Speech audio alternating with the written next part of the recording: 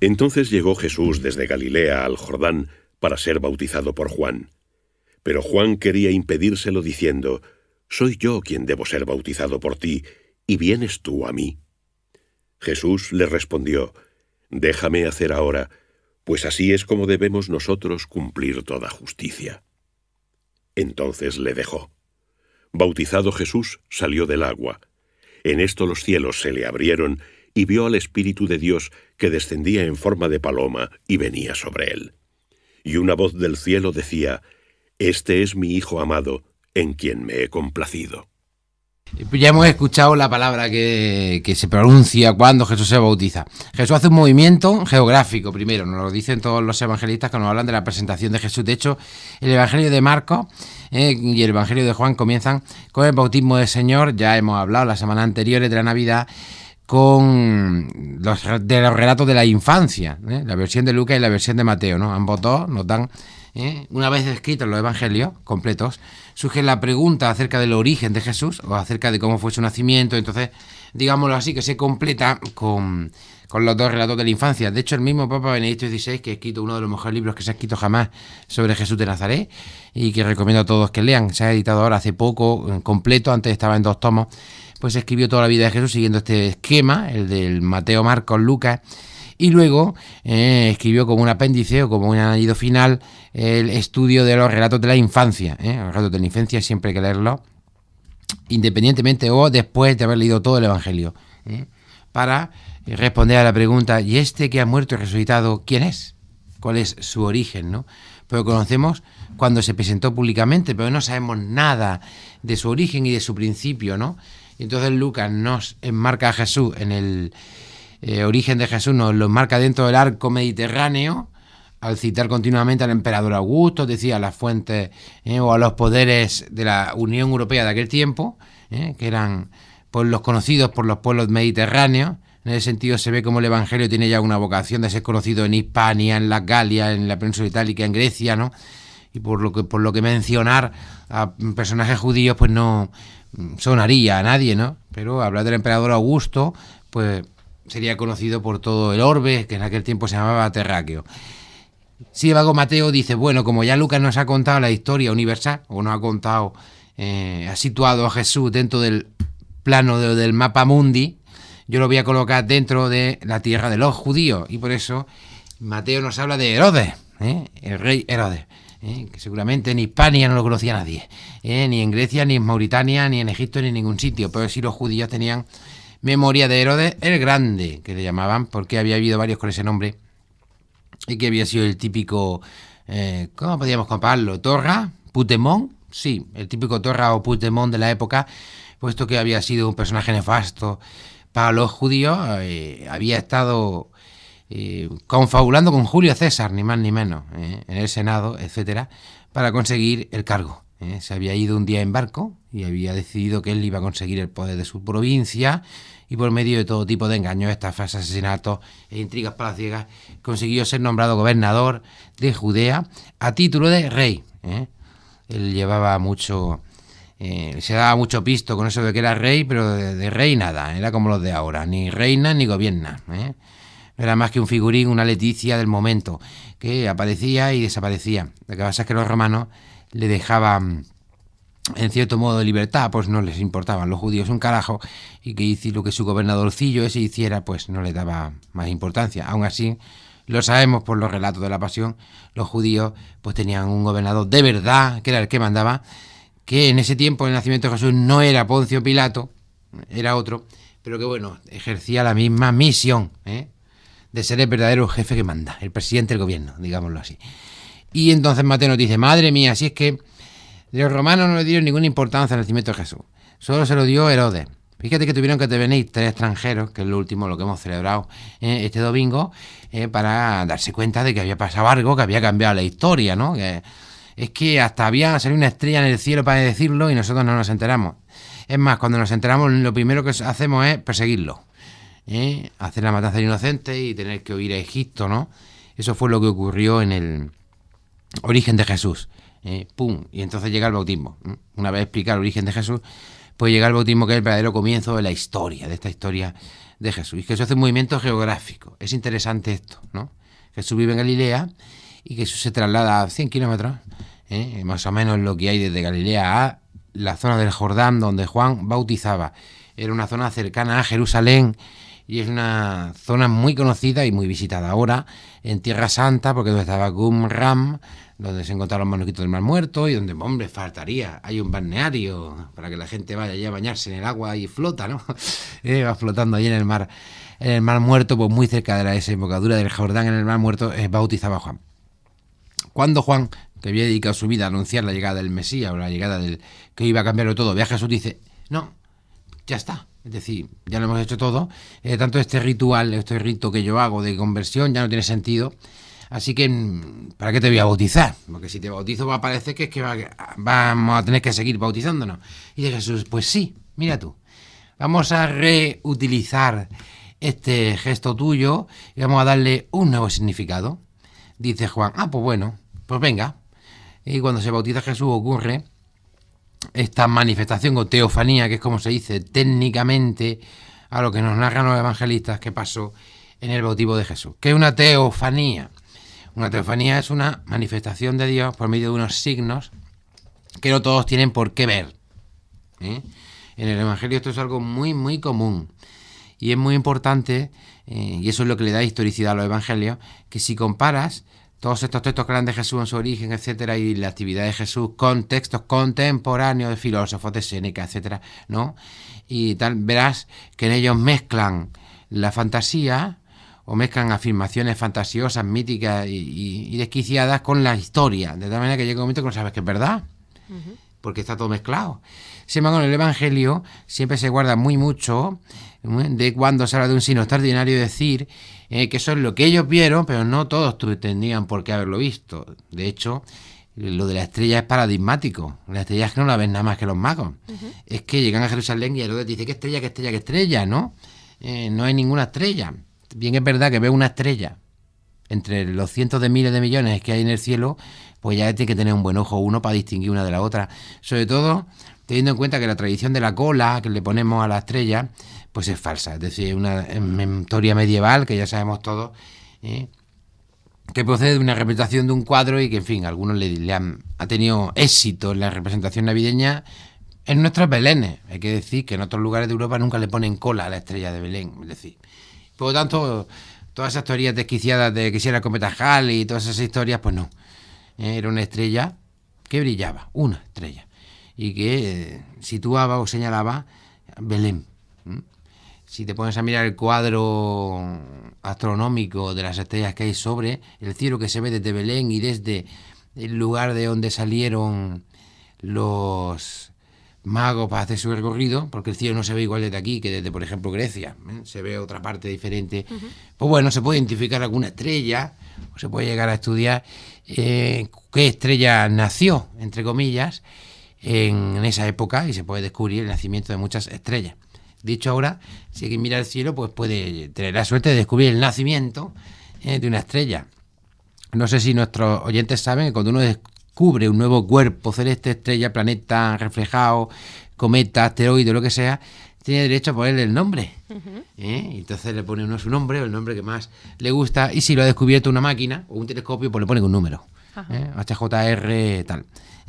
Así que lo mismo que hoy se descubren estrellas, pues, y hay gente que las descubre simplemente con un telescopio, y luego pues salen en la tele todo contentos, he descubierto una estrella y le he puesto Rakamuni, pues no debe sorprendernos que unos magos observaran el nacimiento de una estrella que indicara Belén. Pero bueno, ahí queda siempre el duda de decir, pues eso dicen estos, que han visto una estrella, pero hay tantas, cualquiera sabe. Pues en el Evangelio del bautismo pasa lo mismo. Hay una teofanía, una revelación de Dios que dice quién es Jesús. Por medio de dos signos. El oído y la vista. La vista es la aparición de una paloma que es interpretada como que el Espíritu de Dios, aquí dice Espíritu de Dios, no dice Espíritu Santo, es lo mismo, desciende sobre Jesús al bautizarse. Nadie ve ningún espíritu ni ve nada. Ve que de repente pues pasa como una paloma que, para los que lo ven, algunos dicen, mira, ha pasado para otros significa que efectivamente se verifica que el Espíritu de Dios desciende sobre Jesús. ¿Por qué esta insistencia en esto? Porque para los judíos había una serie de personajes elegidos que el Espíritu de Dios tomaba posesión de ellos y los enviaba a una misión. Ellos conocían de sobra los relatos, por ejemplo, de los jueces de Israel, Sansón y Dalila con su pelo, etcétera, Gedeón, conocían la historia de los jueces que estaban caracterizados por ser personas que eran poseídas violentamente por el Espíritu. Una persona que estaba tranquilamente tumbada cuidando unas ovejillas, por ejemplo el caso de Gedeón, dice que le aparece un ángel que le da su espíritu y que lo nombra de repente general y capitán de los ejércitos hebreos y judíos y se va a una guerra y la gana todas, ¿no? Y todo el mundo se sorprendía, pero haberse visto el tonturrio que no se dedicaba a hacer más que hacer queso, ¿cómo es posible que ahora? Entonces decía, el espíritu del Señor me ha poseído, ¿no? Y la gente pues lo creía. El ser impulsado de repente o cambiada tu personalidad, digámoslo así, por un arrebato, significa sin lugar a dudas que el Señor te ha dado una energía, un poder, un espíritu para cumplir una misión determinada. Por lo tanto, vemos con claridad que Jesús ha recibido ese espíritu para cumplir una misión. La de los jueces era liberar a Israel de los, se me va porque es un nombre raro, filisteos, de los filisteos. Ellos le llamaban filisteos, nosotros le llamamos fenicios. Liberar a Israel de la presión de los fenicios. Con más o menos fortuna lo iban consiguiendo. Con más bien poca, pero lo iban consiguiendo. ¿Y cuál es la misión de Jesús? Pues la palabra que se escucha, o que escuchan los discípulos de Jesús, o que escucha Juan, pero no todo el mundo que hay allí. Fijaos que el Evangelio se guarda de mucho cuidado. Yo es lo que decíamos, la diferencia entre los textos contemporáneos y los de Jesús, que dije, todo el mundo oyó una voz que decía. No dice eso el Evangelio. El Evangelio dice que se oyó una voz para aquellos que quisieran escucharla, comprenderla y captar esa voz que decía, ¿quién es Jesús? Este es mi Hijo amado, mi predilecto, en quien yo me he complacido, de quien yo me fío. Escuchad, haced caso a lo que él dice. Y por lo tanto está claro que Dios elige a Jesús y lo elige para ser no juez, ni profeta, ni sacerdote, ni nada, sino para ser o para manifestar que es su Hijo. Esta va a ser la misión de Jesús. Este es mi Hijo, escuchadlo. Eso es lo que Jesús va a realizar con el Espíritu de Dios. En este caso el Espíritu de Dios, con acertada lucidez, se nos dice que desciende como una paloma. ¿Por qué? No es lo mismo una paloma que se posa, como cualquier otro pajarillo de estos que se posan en los arbolillos, jilgueros, canarios, cosas por el estilo, ¿no? Que un águila rapaz, o que un quebrantahueso, o que uno de los grandes, que más que posarse lo que hacen es pues que directamente con sus garras pues el Espíritu de Dios en este caso, y por primera vez en la historia no va a arrebatar al profeta o al juez de una misión loca y desquiciada, sino que va a ser tan suave como una paloma, es decir, va a ser imperceptible. Y por lo tanto, aquellos que cuestionaban a Jesús y cuestionaban que fuera un elegido de Dios, fuera un movido por el Espíritu de Dios, porque era muy pacífico y no hacía nada raro, como Sansón, que cogía una quijada de asno, es decir, pues la calavera que queda de los huesos secos de un asno, de un burro, y con él vencer a no sé cuántos filisteos, golpeando con los huesos esos, pues Jesús no hace nada que parezca fuerte, violento, energético, que parezca que está movido por una fuerza sobrehumana, ¿no? Luego nos cuenta la historia de Sansón que al cortarle el pelo se quedó sin fuerza. En realidad no fue por cortarle el pelo, en realidad fue por traicionar a su Dios y por traicionar a su pueblo por casarse con Dalila, que era filistea. O sea que no es por cortarle el pelo, sino por el matrimonio. Pero bueno, la leyenda, la historia, lo que queda bonito en las películas, ¿no? Es que le corta el pelo y Sansón, una vez que es y que está detenido ya en el templo del dios Dagón y es manifestado públicamente para reírse todo el mundo. Aquí tenemos al juez de Israel, al jefe, el fuerte, el gigante, mira cómo ha terminado. Hace una última oración, Dios le devuelve la fuerza y con sus dos manillas empuja las columnas del templo y se hunde, ¿no? La última actuación de Sansón. Bien, pues Jesús no tiene nada que ver con esto. ¿Dónde está el poder de Jesús? ¿Dónde está el poder del Espíritu? ¿Dónde está? En Jesús. De hecho, va a ser un hombre que luego va a ser crucificado. Es todo lo contrario. Desde el principio se nos dice que la fuerza que viene de parte de Dios y que reside en Jesús es suave, suave, como una paloma. Y que por lo tanto se va a manifestar con la palabra. Escuchadlo, dice la voz. En mi Hijo, se va a revelar como mi Hijo, pero él va a actuar con la palabra.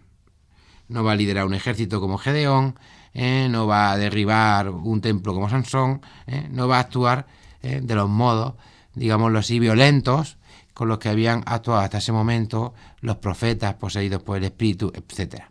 Sino que va a actuar de un modo nuevo y diferente.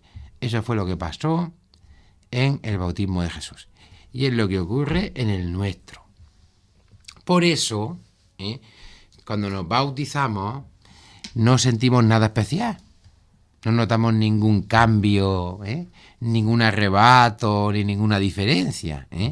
Y por eso corremos el peligro de no darle la importancia que debemos al bautismo. Pues yo me he bautizado, me quedé igual. Y claro, ¿qué esperabas? No sé. ¿Que te creciera el pelo o algo? No he sentido nada. Pues no tienes por qué sentirlo, porque el bautismo, ya lo hemos escuchado, es escucha. Escucha. Un espíritu que te abre la mente para comprender, para entender, para que seas consciente de quién eres. Y a mí me gusta repetirlo cuando hago los bautizos de los niños, ¿no?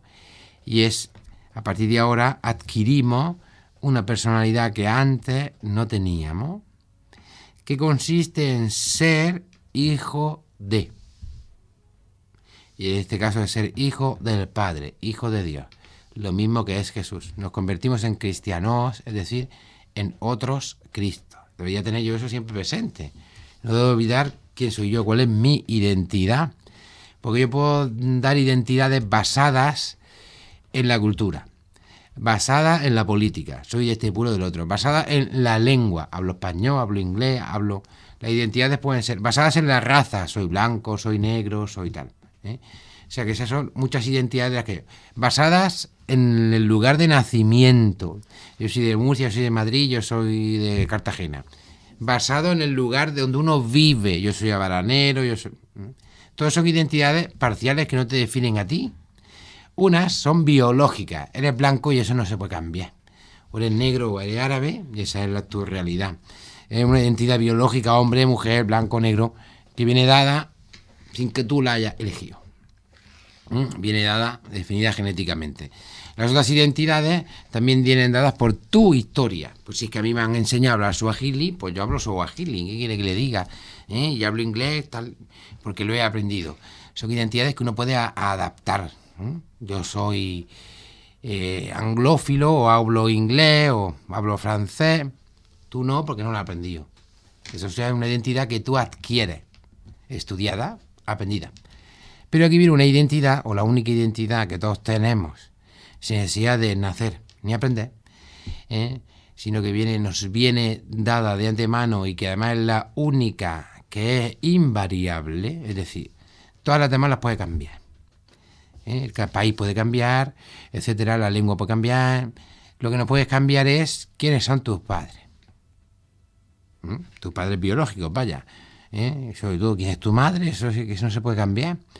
Y por lo tanto Jesús nos dice, a la hora de definir nuestra identidad o de nuestra relación con Dios, quién es Dios para nosotros y quién eres tú para Él, es un tipo de relación tan profunda como la de ser el hijo de alguien. Es una relación de dependencia, es una relación de que viene de uno a otro, de reconocimiento, puesto que el hijo reconoce al padre y el padre reconoce al hijo, lo mismo, la madre reconoce al hijo y el hijo reconoce a la madre. Tener en cuenta que cuando se enfadan unos con otros y se ponen así un poco de esta manera y dicen, tú no eres mi madre o tú no eres mi padre, pues tú ya no eres mi hijo, ¿no? Eso es como lo peor que se puede decir, ¿verdad? Parece mentira que sea hijo mío, no te parece nada. Bien, pues eso es. Jesús viene a decirnos que nuestro parecido, de quien, aunque nos parezca imposible e increíble, de quien somos hijos, es de Dios. Y que deberíamos de parecernos más a nuestro Padre. Y por eso lo que el bautismo opera en nosotros es esta transformación, el ser hijos de Dios. En este caso, por adopción. Esto es muy importante. no somos hijos biológicos, somos hijos por adopción, adoptivos. El Padre nos adopta porque yo acepto recibir a Dios como Padre. Y eso es lo que me convierte, lo que me transforma en ser hijo de Dios. Y certifico esta filiación que se llama, este libro de familia que yo ahora escribo, por medio de un sacramento, que es el sacramento del bautismo. Esto es lo que es el bautismo, el nuevo sentido que se da al bautismo en Jesús. En Juan el bautismo era una conversión, un cambio para volver a ser un buen judío. Pero nosotros no nos bautizamos para ser buenos judíos, buenos hijos de Abraham, de Moisés y de tal, sino que nosotros nos bautizamos para ser hijos de Dios. Y aquí el cambio. El otro era un bautismo ético, moral, religioso, étnico, llamadlo como queráis, ¿no? De volver a la esencia del judaísmo, y Jesús cambia totalmente el sentido. Por eso lo dice Juan. No te bautices. No te bautices porque esto no va con todo el mundo. Es decir, esto es una cosa que nosotros hacemos pero no tiene sentido. Si va a ser algo universal, si va a ser ya para todo el mundo, no tiene sentido que los que no son judíos se bauticen. Porque ellos no van a cruzar el Jordán para tomar posesión de la tierra prometida. No va a hacer venir a un hispano o a un galo aquí para hacerse... Nuestra promesa no está ligada a una tierra determinada. El cristiano no se hace cristiano para vivir en una provincia. Y todos los cristianos vivimos en esa provincia, porque es la provincia de Dios y ahí tenemos que vivir. No, la tierra no está libre, no tenemos una tierra a la que apegarnos, los judíos sí. Y por lo tanto no tenemos que cruzar ningún Jordán para tomar posesión de ninguna tierra. Nuestra tierra entonces en todo caso sería el paraíso, nuestra tierra es el cielo. Esa es la que hemos de tomar posesión mientras vivamos en esta tierra. Se hace por medio del Espíritu. Recibimos esa personalidad de ser los hijos de Dios, de vivir de otra manera, de reaccionar de otro modo y dejarnos conducir por el Espíritu de Dios en forma de paloma, es decir, pacíficamente. No por casualidad la paloma se identifica con la paz. Vaya. Entonces Jesús viene a inaugurar una nueva relación con Dios pacífica, donde su impulso interior es suave, tanto pues que algunos no lo perciben. Están bautizados y es como si no lo vieran, porque no toman conciencia, porque no han escuchado la voz que ha dicho quién eres, y porque no han sido capaces de recibir, de ser conscientes, de ver ese cambio en su vida. Así como vemos el relato del Evangelio, pues relata las cosas tal cual, como se repite y verifica ahora en nuestro bautismo, es lo mismo. Pues se puede haber bautizos con más o menos fe, bautizos con más o menos conciencia de lo que hacemos, bautizos que se reducen simplemente a un simple acto social, un modo de bendecir a los niños, hay muchas posibilidades, porque va a depender de nosotros el cómo lo recibimos. En ese sentido, con Jesús y en los sacramentos de la Iglesia se supera la percepción automática, de la religiosidad automática, que es una religiosidad primitiva. Está muy bien para hombres primitivos, pero nosotros ya no somos hombres primitivos. Bueno, no sé, quizás sí, un poco. Los hombres primitivos tenían una religiosidad de contacto. Toca la piedra que te da fuerza. Entonces iban allá a Stonehenge o donde fuera y abrazaban las piedras, y entonces dices, siento gran energía, ¿no? Y si no tocas la piedra, pues no la tenía. El árbol, toca el árbol, corta una rama del árbol, cómete un no sé cuántos. Es una religiosidad de contacto. Y pensaban que se contagiaba el poder de las piedras y de yo qué sé qué. Para nosotros el bautismo no es así, no es un poder del contacto. Ya me echa el agua y ya, no. No hace milagro. El bautismo no te da energía, no te da fuerza, no te da magnetismo, ni se te erizan los pelos, puesto que depende de tu recepción personal, del espíritu que sea y de la identidad que has recibido. Voy a poner un ejemplo más sencillo aún. Imagínate que dicen, mira, te vamos a hacer ciudadano, lo que sé, de Estados Unidos. ¡Qué maravilla! Hombre, es el mejor país del mundo, ¿no? Aquí tienes tu pasaporte. Es una gran ceremonia para que te den el pasaporte con tu foto. Pasaporte permanente. No caduca, no vas a tener que renovarlo nunca. Vas a poder ir todas las veces que tú quieras a Nueva York. Y te le dan el pasaporte, te haces fotos con toda tu familia. Mira qué maravilla, qué suerte. Además, no vas a tener que pagar impuestos. Va a ser, vamos, lo mejor. Y entonces coges, te lo echas al bolsillo y no vas nunca a Estados Unidos. que mucha gente dice, oye, pues ¿no tienes tú una cosa, un pase especial para ir allí cuando te dé la gana? Hombre, claro, yo soy estadounidense, desde que nací. Y bueno, pues ¿por qué no ha ido usted nunca? ¿Por qué no ha aprovechado usted el chollo? Bueno, es que tal, pues lo mismo. A nosotros se nos da ese pasaporte, que nos da Jesús, que nos da Cristo, forma parte de su familia, y la gente lo guarda en un cajón y no lo usa nunca. Y no va a su tierra, no va al país de la tierra de la oportunidad, de la iglesia, los demás sacramentos, la palabra, y ahí tiene un tesoro que no sabe aprovechar. Y que cuando otros lo conocen, sobre todo países de misiones, etcétera y tal, pues lo reciben con gran alegría, pues con plena conciencia de lo que significa, y para ellos es un cambio absoluto porque efectivamente lo usan y lo gastan. Gastan todas las páginas de pasaporte, de tanto viajar. ¿Por qué? Porque saben aprovechar el regalo que se les ha dado. Mientras que nosotros, pues ahí lo tenemos, guardado en el cajón. Y para recordar un poco a veces este significado de esta gracia de que se nos da de ser hijos de Dios, pues está la confirmación, en el que vamos a decir, rápido, busca otra vez tu partida de bautismo, busca otra vez el pasaporte. Madre mía, está en blanco. Oiga usted, no lo gasta. ¿No sabe usted que es gratis? Ah, pues mire. Y intentamos de nuevo tomar conciencia de quiénes somos, de que esta nacionalidad especial que hemos recibido, este pase VIP, porque es lo que tenemos, ¿no? Y para que sepamos aprovecharlo al máximo. Por eso Jesús quiso empezar desde el principio dándonos este pasaporte, dándonos esta entrada, dándonos esta afiliación, este carné, llamarlo como quieras, ¿no? De ser hijo, ¿no? De entrar parte de la familia del mismo Dios. De tal manera que cuando alguien siente las tentaciones de, ay, entonces yo que soy de Herodes o de Pilato, que diga, mira, de algo mucho mejor ya lo eres.